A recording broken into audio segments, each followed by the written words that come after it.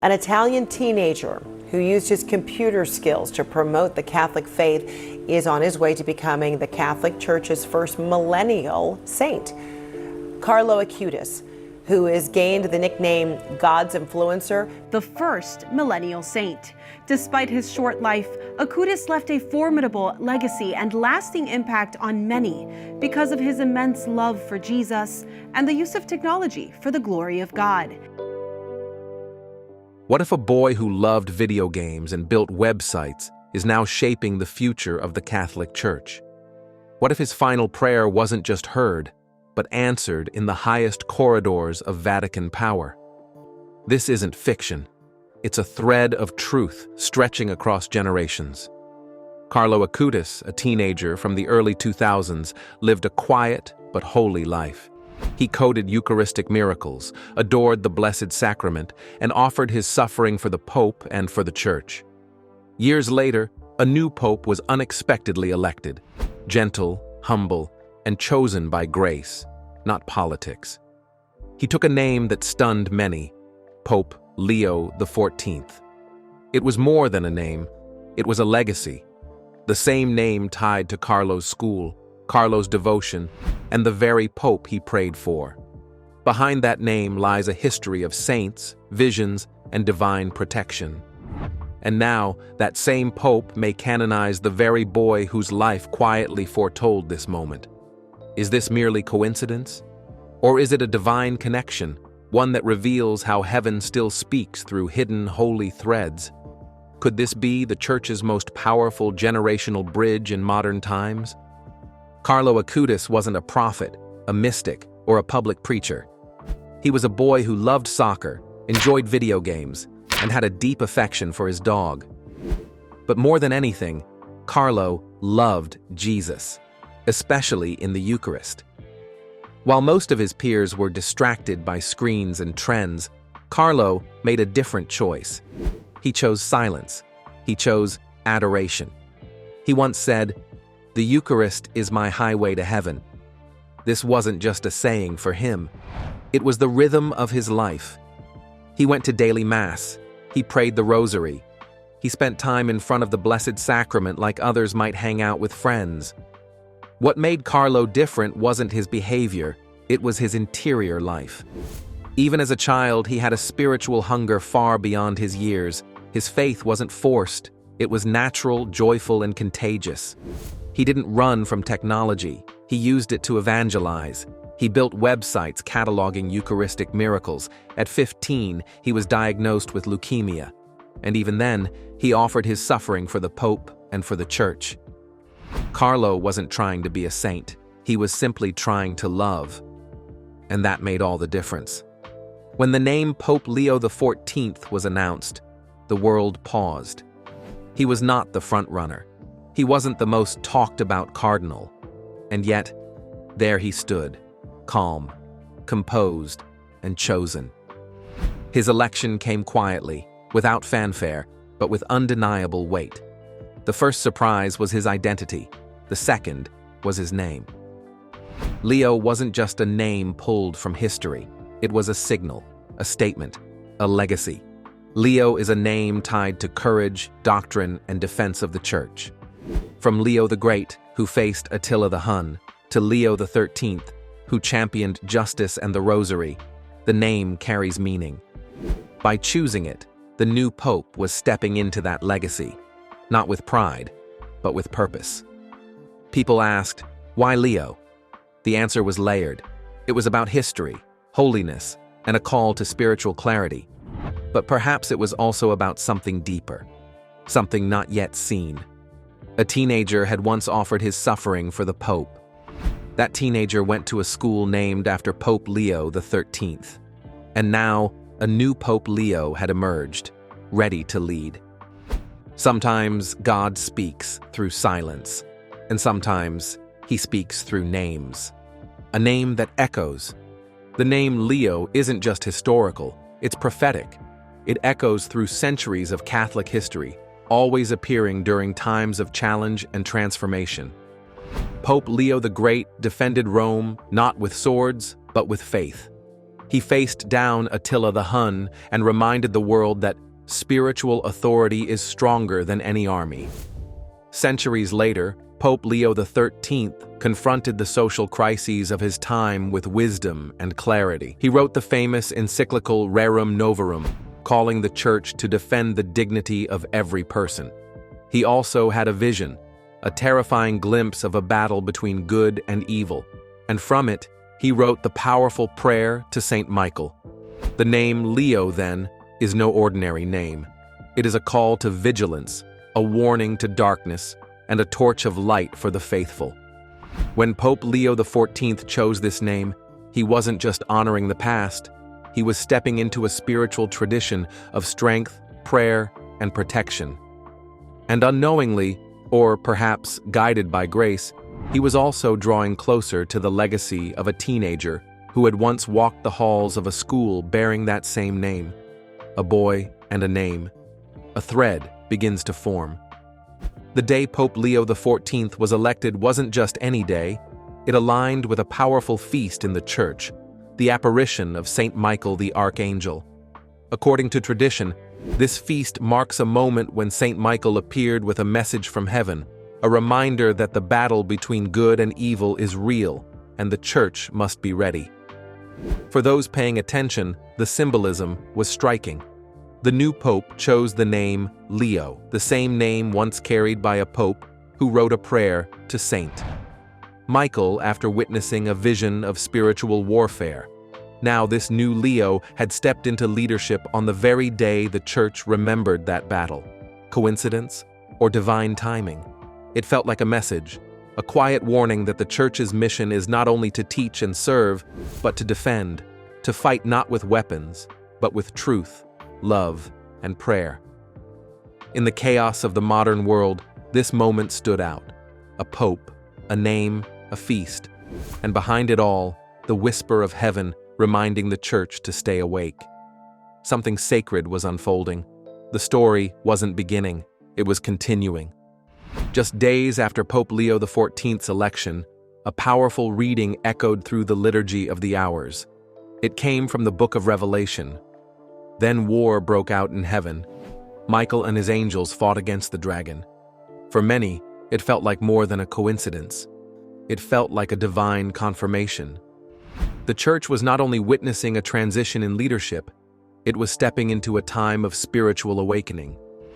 The election of a pope named Leo on the feast of Saint Michael, followed by this reading about cosmic battle, stirred hearts around the world. It reminded the faithful that the Church is not just a place of peace and prayer, it is also a battleground. A spiritual war is always being waged, often unseen, but very real. Pope Leo XIV's quiet strength suddenly seemed fitting. He was not flashy, he was firm. He carried the name of warriors, of popes who defended the faith in times of crisis. And as these sacred signs unfolded, another name began to rise again, Carlo Acutis, a young man who fought his own battle, not with violence, but with surrender. His story, too, was far from over. The Boy and the Serpent. Long before Carlo Acutis was born, another story of danger and divine rescue unfolded. A Benedictine monk named Bruno fell gravely ill after a mysterious encounter with a serpent. In his darkest hour, he received a vision, a ladder reaching to heaven, and at the top stood Saint Benedict, holding a crucifix. Saint Benedict reached out and touched Bruno with it. At that moment, Bruno was healed. He would later become Pope Leo IX, known for spiritual renewal and for honoring Saint Benedict's legacy. He even redesigned the Saint Benedict medal, now recognized for spiritual protection against evil. This story may seem distant, but its relevance is clear. The name Leo has always carried echoes of healing, spiritual warfare, and divine protection. And now, centuries later, another Pope Leo has risen. At the same time, a teenager who had faced leukemia with unwavering trust was drawing closer to canonization. The threads of history aren't unraveling, they're tightening. From serpents to sickness, from ancient visions to modern saints, God has been telling one story, a story of faith that endures and protects. And at its heart is the same message: darkness never has the final word. Pope Leo XIII is remembered not only for his writings, but for his deep devotion to the rosary. He wrote 11 encyclicals on it, more than any pope in history. His love for the Blessed Virgin Mary was not just personal, it was pastoral. He believed the rosary could renew the Church, protect the faithful, and strengthen the world in times of trial. His commitment earned him the title, the Rosary Pope. Now, more than a century later, another Leo has been elected, and in his very first homily, Pope Leo XIV spoke of Mary, the Mother of God. He mentioned her with reverence and love, connecting his mission to hers. His election also took place in May, a month dedicated to Mary, filled with processions, flowers, and prayers. These aren't coincidences. They are quiet signs of continuity. The Rosary, once again, is being lifted high. In a world overwhelmed by noise, distraction, and fear, the rhythm of Hail Mary echoes like a heartbeat, steady, faithful, strong.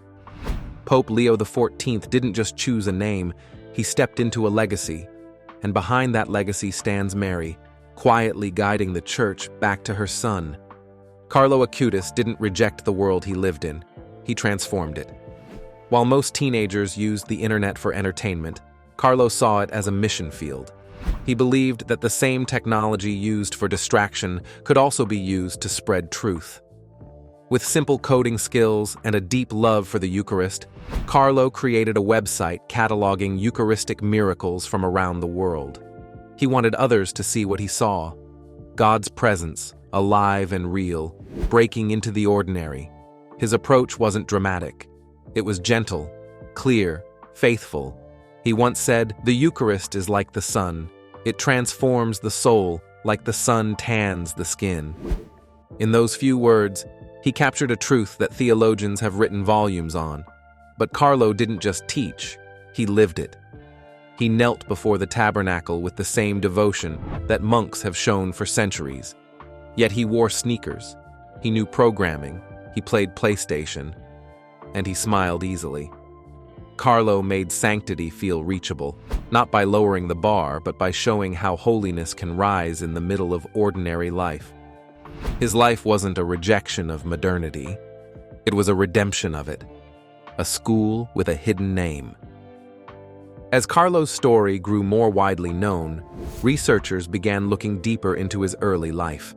And then, a small but remarkable detail emerged, one that added another thread to this unfolding tapestry. The high school Carlo attended during his final years was named the Leo Roman XIII Institute. At first, it seemed like trivia, but in light of everything else, the Pope's chosen name, the spiritual legacy of Leo XIII, and Carlo's offering for the Church, it became something more. Carlo didn't attend many schools. He never reached university. His life was short, and yet, the place where he deepened his love for Christ bore the name of a pope who changed Catholic social teaching, who defended human dignity, and who loved the rosary with passion. That same Pope Leo XIII is the one whose legacy inspired the newly elected Pope Leo XIV. The connection was no longer just symbolic, it was deeply personal. What makes Carlo Acutis so powerful is not that he was perfect, but that he was real.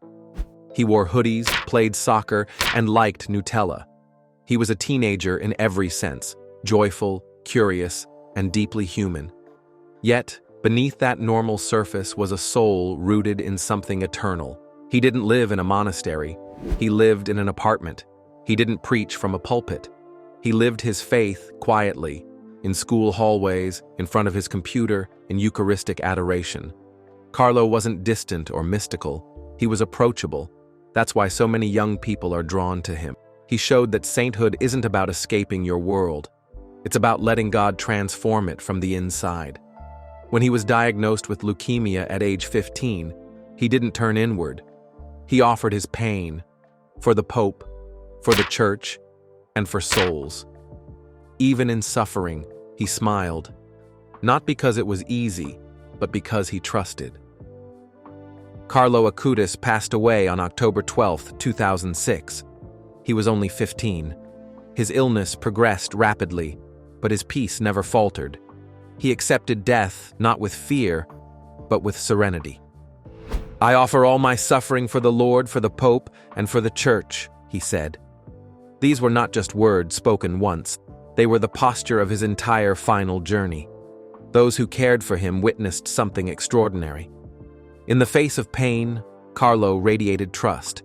His eyes held hope. His faith did not crumble.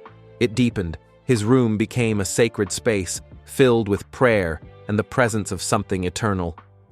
He had lived a short life, but one filled with meaning. The Church began to take notice. Miracles were attributed to him. His cause for sainthood moved forward. Plans for his canonization were set for April. But then, something unexpected happened: the death of Pope Francis. Pope Francis has died at the age of 88. According to a statement by the Vatican, he passed away at 7:35 a.m. local time. The Church entered mourning. The canonization was postponed, and in that pause, the story began to deepen. After the passing of Pope Francis, the Church stood still. It was a moment of reflection, sorrow, and uncertainty. Cardinals from around the world gathered to elect the next leader of over 1 billion souls.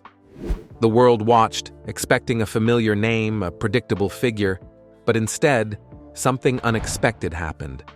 A quiet, pastoral man, respected but not widely known, was chosen. He took the name Pope Leo XIV. And in that moment, history turned another page. Many wondered about the choice. Why Leo? Why revive a name with such deep roots?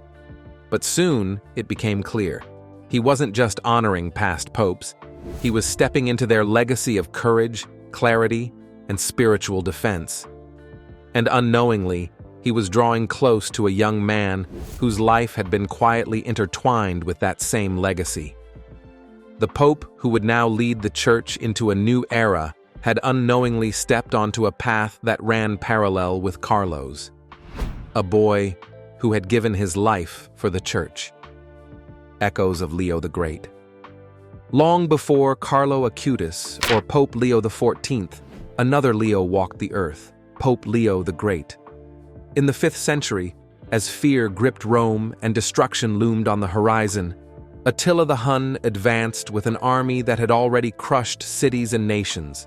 Chaos was near, and then, in one of history's most unforgettable moments, Pope Leo rode out alone to meet the conqueror. He carried no sword, no army, only faith. What happened next became legend. Attila turned back. He spared Rome. He left in peace.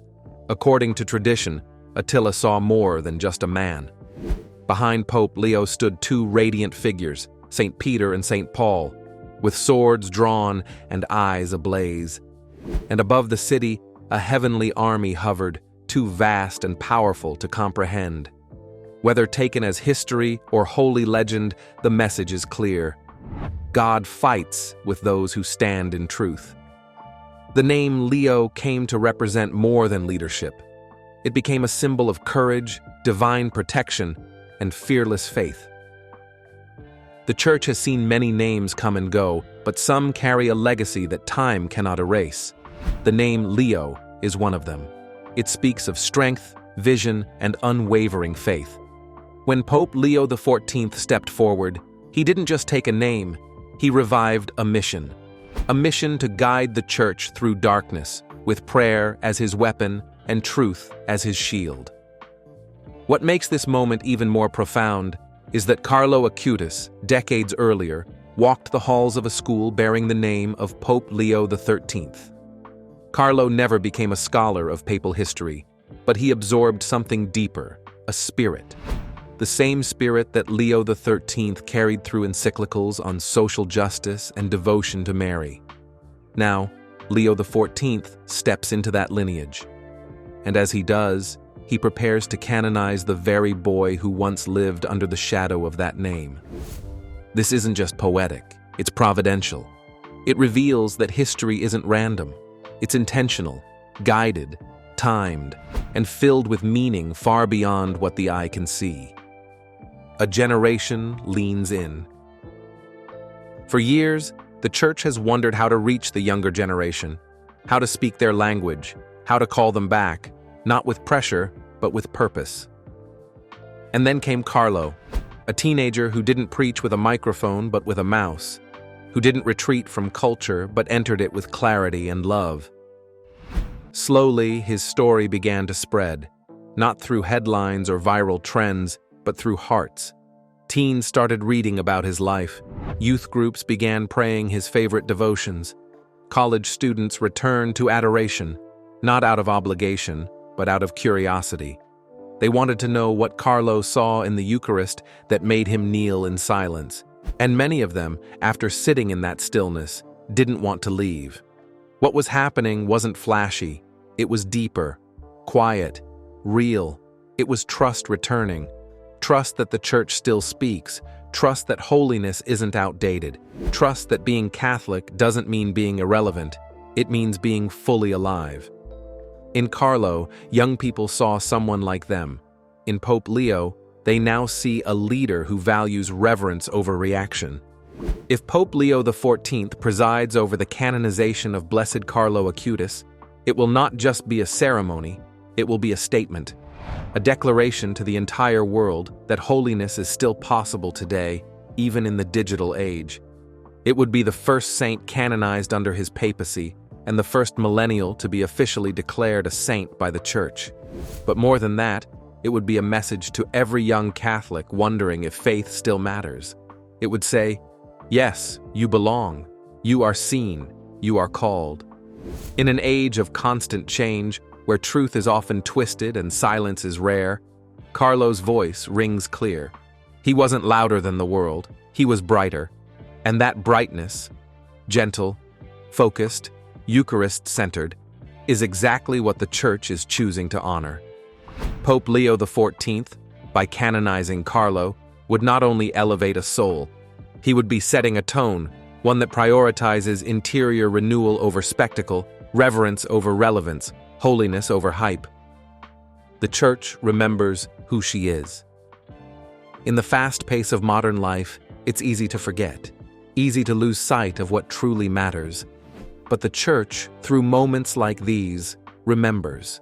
She remembers that her strength is not in popularity, but in purpose, not in noise, but in the quiet authority of truth. Carlo Acutis reminds her of that. Pope Leo XIV embodies it. Together, they speak not only to the present, but also to the past and future.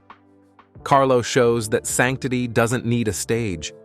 It can grow in bedrooms, classrooms, and quiet chapels. Pope Leo shows that leadership doesn't need applause. It can lead with silence, depth, and prayer. The world expects movements to be loud, but grace often enters in a whisper. In canonizing Carlo, the Church isn't just honoring a teenager. She is declaring that holiness is alive, and it doesn't wait for permission. It rises in the hearts that say yes. In this moment, as names echo across generations and the Eucharist stands at the center once again, the Church rediscovers her identity, not in reinvention, but in remembrance. And from that remembrance, a new chapter begins. There's something mysterious about the way God works. He doesn't always speak through fire or thunder. Sometimes he speaks through quiet alignments, through names, dates, and details most would overlook. The connection between Carlo Acutis and Pope Leo XIV is filled with these whispers. Carlo offered his suffering for the Church and for the Pope, without knowing which Pope that would be. Years later, the man who would become Pope Leo chose a name tied not only to saints and spiritual warfare, but to the very school where Carlo studied. These are not accidents. They are signs. Heaven is still speaking, not with shouts, but with soft, precise gestures of grace. And in a time when many have stopped listening, this story invites us to tune in again. It says to the world, pay attention. God is not silent. His Spirit still moves in the Church. weaving together lives, prayers, and missions that at first seem unrelated. But the deeper you look, the clearer the pattern becomes. Carlo and Leo, one gone too soon, the other just beginning. Yet together, they remind us that God's voice is never far. You just have to be still enough to hear it. A church that walks forward. The church is not a monument. She is a living body, breathing, moving, and constantly unfolding across time. In every age, she faces new questions, new challenges, and new paths. But her heart remains the same. And right now, through the lives of Carlo Acutis and Pope Leo XIV, she is remembering how to walk forward, not by reinventing her soul, but by reclaiming it. Pope Leo carries the weight of Peter's chair with quiet confidence. He doesn't chase attention, but radiates intention. He speaks of reverence, mystery, and the sacred, words the world has nearly forgotten.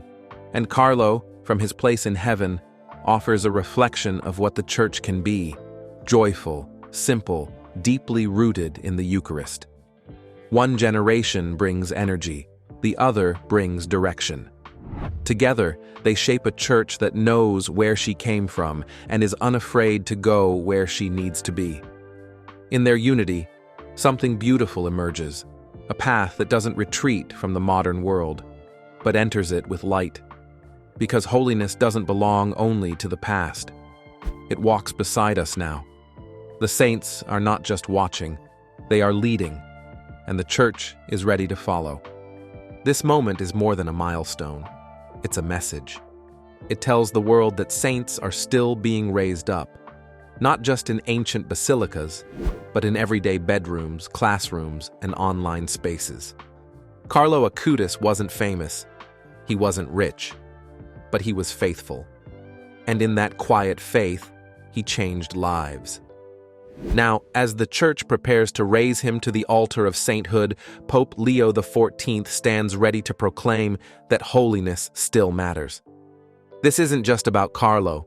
It's about what he represents: a new generation of believers hungry for beauty, meaning, and truth. It's about a church that isn't fading into history, but stepping into its future with grace. The connection between this boy and this pope isn't just poetic, it's prophetic. It reminds us that God's plan is always unfolding, even when we can't see it.